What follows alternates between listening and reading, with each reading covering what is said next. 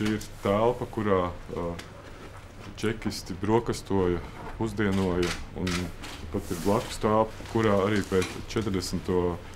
gados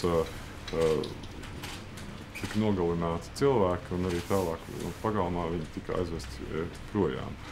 Kāpēc mēs stāstīt par mūsu filmas stāstu aicinājām jūs uz šejieni? Tā ir ļoti konkrēta saistība ar Melānijas Vanagas dzīves stāstu.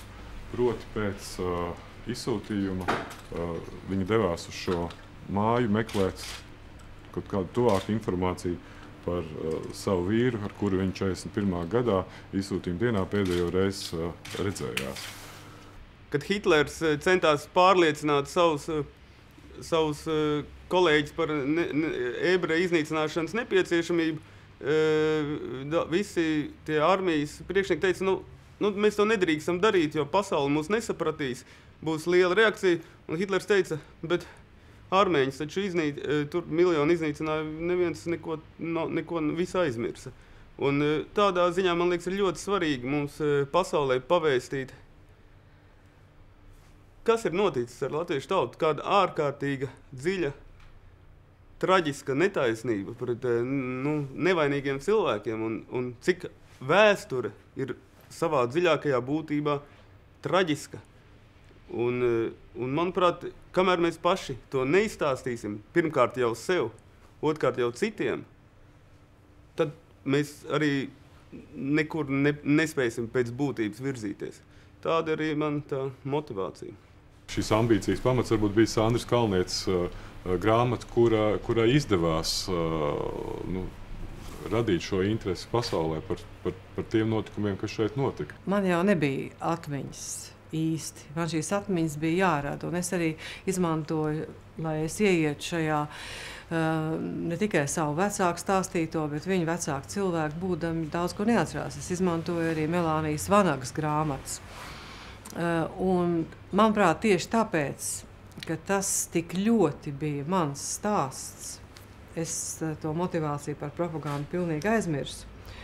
Un tāpēc, ka tas bija mans stāsts, tas kļuva interesants arī daudziem citiem cilvēkiem. No mākslinieckā viedokļa šādas vēsturiskas filmas ir gan prasa diezgan liels finansiāls ieguldījums, gan arī ļoti nopietnu detalizētu darbu tieši pie šīs vēsturiskās precizitātes.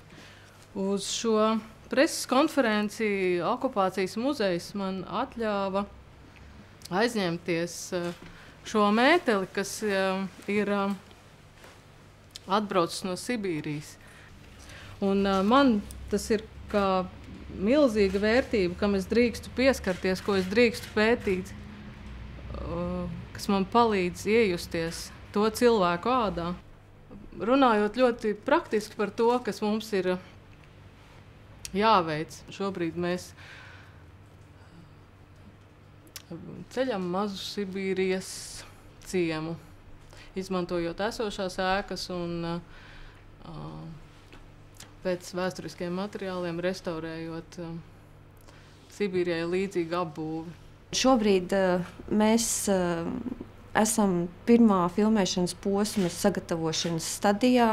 Pirmais filmēšanas posms tiek plānots nākamā gada janvāra beigās, kad mēs plānojam nofilmēt dažas ziemas epizodes jau Ievas pieminētajā Sibīrijas ciemata prototipa uzbūvē, kur mēs veidojam Zilupē, kas atveidos pilnībā to, kā Melānija Vanaga un viņas līdzcilvēki dzīvoja Sibīrijā, Ķuhtehtā tajā laikā. Šāda tipa filmai patreiz ir īstais laiks.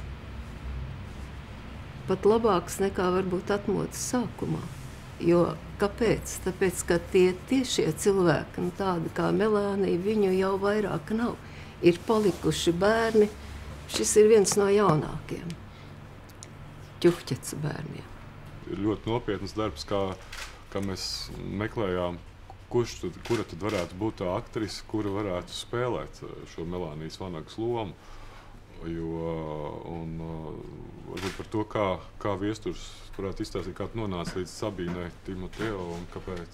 Man bija svarīgi, lai tas stāsts varētu būt saprotams arī cilvēkiem, kuri vispār nezina, kas te Latvijā notika un tam līdzīgi. Un uzrakstot šo scenāriju, es sāku tomēr izskatīt variantu, ka varbūt jāmēģina meklēt arī aktrisi tomēr citā pasaulē, kas varētu vienkārši koncentrēties uz šo stāstu, nevis koncentrēties uz to, uz to visu apkārt, ko mēs jau zinām, un vienkārši, jo manuprāt, negribas uztaisīt atkal tādu kaut kādu žēlabainu filmu, kur mēs paši savā sulā paraudām, papriecāmies, bet gribās tiešām, lai tas, kā stāsts parāda arī, tomēr kaut kā šo mūsu tautas kaut kādu garīgo potenciālu.